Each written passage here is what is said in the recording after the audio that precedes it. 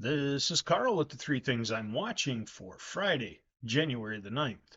Starting out, we're getting really two very different opinions on South American weather right now. Brazil mostly good, but rains have slowed up harvest in the northern parts.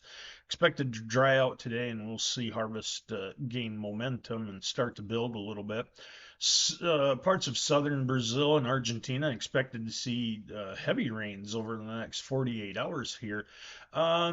Still hearing some crop impact from the dry conditions in Argentina, though, and this is on the wheat. Wheat harvest is about wrapped up in Argentina. It's getting into the later stages, but reports from the field are that maybe drought trimmed that crop a little bit more than what we thought it would.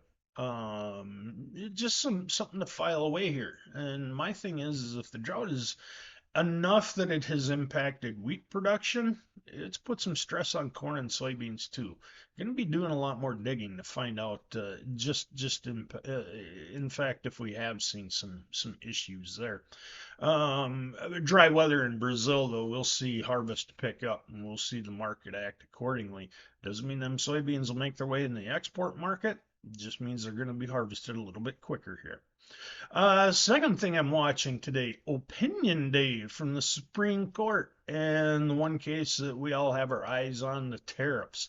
Interesting, yesterday saw a couple stats come out. The odds of the tariffs remaining in place are just 28%. Now, who knows? I mean, that's a poll, and these are, economists and analysts are putting out their opinion, but I think trade wants to sit back and we got to see what happens if these tariffs are removed.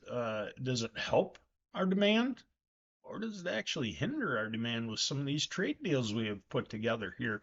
It could be an interesting reaction to any decision. But again, we'll see if the Supreme Court goes along with everybody making predictions.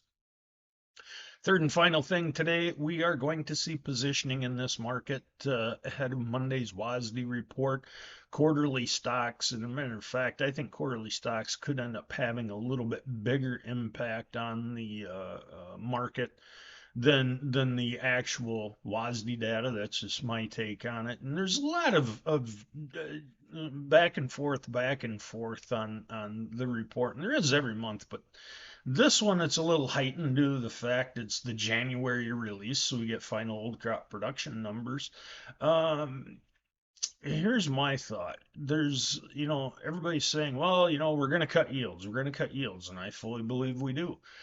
There's some analysts saying that we're going to cut demand. I'm not so sure we cut demand this month.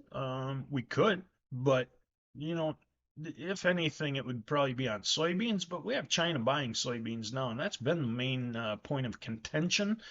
China closing in on that 12 million metric ton target, and my opinion, along with several others, including those in Brazil, China isn't going to stop at 12 million metric tons. They may keep buying from the United States simply because Argentina and Brazil soybeans, we're a ways away from getting them into the market, and there is some weather concern there. So, bottom line is next Monday, it's the stocks to use.